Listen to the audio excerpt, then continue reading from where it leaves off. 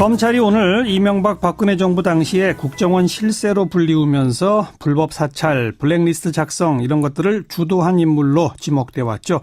추명호 전 국장 긴급 체포했습니다. 그리고 이 추 전 국장은 국정원 개혁위를 통해서 우병우 전 민정수석의 비선 라인이다 이런 의혹도 제기된 인물입니다. 지난해 최순실 게이트 청문회에서 바로 이 관련 제보가 있다고 주장했던 더불어민주당의 박영선 의원을 연결해 봅니다. 박 의원 안녕하세요. 네, 안녕하세요. 네, 작년 12월 청문회에서 어떤 제보가 있다라고 말씀하시는데 어떤 제보였어요? 그때 이제 커다랗게 세 가닥의 제보였습니다. 하나는 이제 국정원의 추명호 국장이 우병우 민정수석에게 직보를 한다. 국정원장에게도 알리지도 않고 매우 자주 만나서 뭔가를 직보를 한다라는 거 하고요. 그다음에 두 번째는 이 추명호 국장이 최순실과 관련된 비리를 수집한 국정원 직원들을 오히려 잘했다고 해야 되는 거 아닙니까? 국정원의 특성상. 그런데 이 사람들을 다 지방발령 좌천을 시켜버렸다. 그리고 문책을 한다. 이런 거 수집해오지 말라고 한다. 라는 거 하고요. 그다음에 세 번째로는 이제 이 추명호라는 사람이 그럼 과연 누구냐?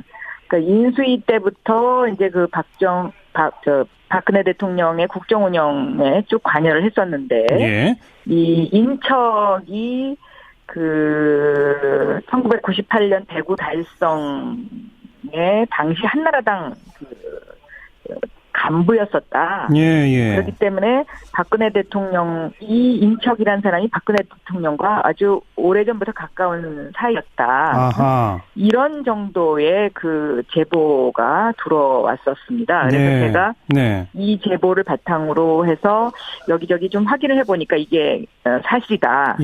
라고 제가 이제 좀 확신이 서서 우병우 전 민정수석에게 추국장을 아느냐 이렇게 질문을 했었던 것이죠.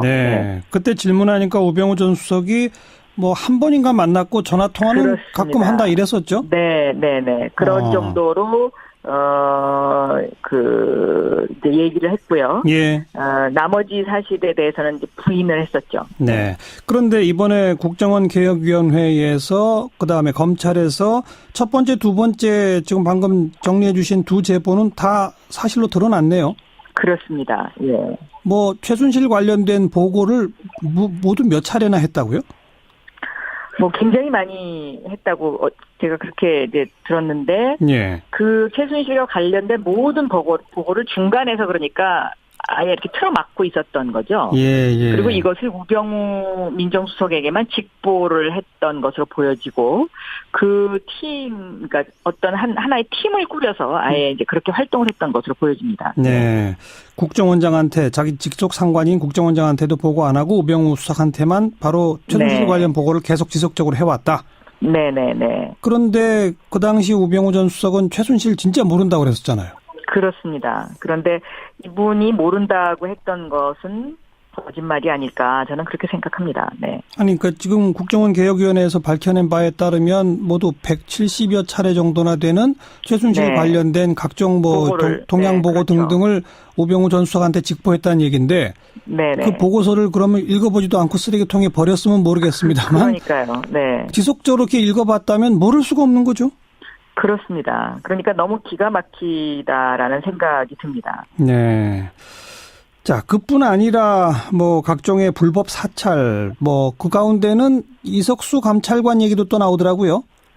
그렇죠. 이제 이석수 감찰관이 이제 제대로 뭔가 조금 일을 해보려고 이제 하니까 이것을 막으려고 우병우 수석이 이제 추명호 국장을 서로 이제 이용했던 것이 아닌가 이렇게 생각이 됩니다. 바로 그 이석수 감찰관이 우병우 전 수석을 감찰하니까 그렇죠. 우병우 전 수석은 추명호 국장한테 지시를 해서 반대로 이석수 감찰관을 뒤져라. 그렇죠. 그리고 뭐 민간인들에 대한 불법 사찰, 또 블랙리스트 작성 이런 것들은 지금 어느 정도 밝혀지고 있습니까? 지금까지 뭐 언론에 보도된 내용들이 아마 현재까지 밝혀진 것에 아마 대부분일 텐데요. 예. 이 어떤 그 박근혜 정권 당시에는 이제 우병우 수석과 이 추명호 국장 사이에 있었던 어떤 이런 사찰과 관련된 부분만 지금 밝혀지고 있지만 예. 여기에 원조는 사실은 이명박 전 대통령이죠. 예. 그러니까 이명박 전 대통령이 민간인 사찰을 해서 그 민간인 사찰 자체가 문제가 됐었고 청와대가 여기에 직접 개입을 하고 그리고 이명박 대통령의 비서실장이 이 민간인 사찰을 했던 팀에게 경력금을 줬던 것까지 예. 그때 문제가 되지 않았었습니까? 예. 그래서 사실은 저는 이 민간인 사찰과 관련된 부분의 원조는 그 이명박 정권부터 내려왔던 것이기 때문에 예. 여기에는 그 청와대도 자유로울 수 없고 검찰도 자유로울 수가 없다라고 저는 보고 있습니다. 예. 추명호 전 국장이 그 김영한 민정수석 비망록에 등장하는 우병우 팀. 네. 그 비망록에 등장하는 우병우 팀이 바로 추명호 국장 바로 팀입니까? 네, 그렇죠. 지금 말씀하신 바로 그거죠. 그러니까 그 최순실에 대한 그 정보 수집을 못하게 하고 예. 그 우병우 민정수석에 직보했던 그 팀입니다. 근데 이 팀에서 예. 미르재단과 그 K스포츠에 관한 그러한 그 각종 그 문제가 있다라는 정보도 수집을 했던 것으로 예. 그때 제가 그렇게 기억을 하고 있고요. 예. 근데 그것을 수집을 해놓고는 우병우 수석에게 보고만 하고 거기서 이제 그냥 뭉개버린 거죠. 예. 뭉개버린 거고 또 심지어는 나중에는 이 팀들이 그 기업의 IO들한테 기부금을 좀 많이 내라. 라는 어떤 그런 간접적인 사인까지 보냈던 것으로 제가 그렇게 기억하고 있습니다. 예. 그러니까 뭐 그런 문제가 있다. 국정농단의 문제를 차단하기는커녕 오히려 그걸 도와준 거군요. 도와주고 그리고 이제 방조한 거죠. 쉬쉬한 거죠. 네. 그러니까 이 최순실의 실체를 김기춘 비서실장도 알고 있었지만 그것을 그냥 묵인했던 거고요. 예. 우병우 전 민정수석도 저는 그렇게 묵인했던 것으로 그렇게 보여집니다. 네, 알고 있었으나 묵인한 것이죠. 묵인이 아니라 방금 표현은 국정원 팀이 기업들한테 돈 내도록 오히려 저걸 했다면 도와준 거죠. 글쎄, 그거는 해석하기 나름인데요. 아하. 그러니까 제 얘기는 민정수석이라는 위치에서 봤을 때, 예, 민정수석은 잘못된 것을 파헤치는 자리 아닙니까? 그렇죠. 그런데 그렇죠. 그 잘못된 것을 파헤치라는 그 사람한테 고양이한테 생선을 계속 갖다 주고 있었던 거니까요. 예. 방조하고 이제 이랬던 것이죠. 네. 네. 긴급 체포했으니까 이제 48시간 일단 그 신병을 확보한 거고 아마 빠르면 내일쯤 구속영장 청구가 들어갈 것 같은데 앞으로 검찰 수사는 어떻게 이루어져야 한다고 보십니까? 저는 검찰이 지금 이제 국정원에서 이렇게 부분적으로 나오는 이러한 수사를 헉헉거리면서 이렇게 쫓아갈 것이 아니라 네. 사실 지금 검찰 내부에는 내부적으로 보면 이명박 정권 시절에 이런 어떤 각종 민간인 사찰이라든가 지금 문제가 되고 있는 다스는 과연 누구의 것이냐, 이명박 전 대통령의 것이냐에 대한 물음에 답을 할 수 있는 그 서류가 검찰 캐비넷 안에 들어있거든요. 국정원 캐비넷 안에? 검찰의 캐비넷 안에도 검찰에? 예, 네. 예. 그래서 검찰의 그 수사를 담당했던 검사들도 지금 현재 그 현직 검사로 있고요. 네네. 그렇기 때문에 저는 검찰이 국민한테 석고대죄하고 우리가 그 당시에 이렇게 잘못했습니다 하고 그 캐비넷을 열어서 네. 저는 솔직하게 여기서 다시 털고 가지 않으면 예. 검찰 개혁도 그 겉핥기에만 그칠 수 있다 이렇게 보고 있습니다. 예. 그리고 우병우 전 수석에 대한 재조사도 있어야 되겠죠? 당연히 그건 해야 된다고 저는 생각합니다. 왜냐하면 우병우 전 수석에 대한 수사는 팔이 안으로 굽는 그 검찰의 그냥 형식적인 수사였었기 때문에 예. 이 부분에 대한 재수사는 반드시 철저하게 해야 된다라고 알겠습니다. 생각하고 있습니다. 방금 그 다스 문제 언급하신 김에 박 의원님이 네네. 얼마 전 국감에서 다스가 네네. 상속세 내는 과정에서 국세청이 도움을 줬다 이런 의혹을 그렇습니다. 제기했는데 무슨 내용입니까? 다스가 이제 과연 누구의 것이냐가 지금 국민들의 최대 관심사지 않습니까? 예. 그런데 이 다스의 주인이라고 알려진 김재정 씨가 사망을 하고 나서 예. 이 김재정 씨 명의로 되어 있는 부동산이라든가 각종 재산들이 있는데 예. 이것을 그 상속세를 내는 데 있어서 이 부동산을 담보로 해서 보통 이제 이 국세청이 받아줍니다. 예, 예. 그런데 국세청이 그 담보들이 근저당 설정이 되어 있다는 이유로 해서 다스의 주식으로 이제 그 물납을 받아주는데요. 예. 이 주식으로 물납을 받아주는 경우는 이것도 저것도 안 되는 경우에 어쩔 수 없는 경우에 받아주는 것이거든요. 예. 그런데 이 근저당 설정의 과정을 보면 그 상속세를 내야 되는 마지막 날 가서 근저당을 설정한 물건이 하나가 있고요. 아하. 또 충북에 있는 땅 같은 경우는 이명박 전 대통령의 이름으로 190만 원 근저당 설정이 돼 있다는 것으로 해서 그 땅도 피해갔습니다. 아니 딱 그러면 딱 190만 원 근저당으로. 네, 그렇습니다. 네. 예, 예. 그렇다면 그 땅의 주인은 실제 주인은 누구냐는 것입니다. 그러니까 그렇죠. 그 김재정이라는 사람 이름으로 되어 있지만 그것은 이명박 전 대통령의 땅이라는 것이 거의 확실하고요. 네. 국세청이 그걸 알면서도 그냥 피해갔다면 이건 국세청도 하나의 그 당시에는 동조 세력이었다. 네. 그래서 여기에 대한 대책이 마련돼야 되는 것 아니냐. 그리고 이러한 국세청의 그 근저당 설정이 되어 있는 그 자료가 다스가 이명박 전 대통령의 것이라는 것을 확신을 갖게 해주는 하나의 근거 자료다. 예. 근거물이다. 예, 이런 그 의문을 충분히 제기할 수 있다. 이렇게 국감에서 질의를 했었습니다. 그랬더니 국세청장은 뭐라고 답변하던가요? 국세청장은 그 당시에 이제 본인 책임은 아니죠. 지금은 이제 청장이 바뀌었으니까요. 그렇죠. 예. 그래서 살펴보겠다고는 하는데 이제 더 큰 문제는 이 국세청, 그러니까 국가가 갖고 있는 다스의 주식, 공식적으로는 기획재정부가 갖고 있는 걸로 되어 있는데요. 네. 29%에 해당하는. 예. 이것이 6차례나 지금 유찰이 됐습니다. 그래서 실질적으로 상속세를 지금 단 한 푼도 받지를 못했고요. 예. 결국은 휴지 조각을 들고 있는 형태나 마찬가지로 지금 그런 형국으로 몰려가고 있다는 것. 네. 이것에 대한 이제 그 대책이 필요하지 않냐. 저는 그렇게 보고 있습니다. 다스는 지금 비상장 주식이죠. 그렇습니다. 예. 이게 6차례나 유찰이 된 이유는 뭐라고 생각하세요? 아무도 안 삽니다.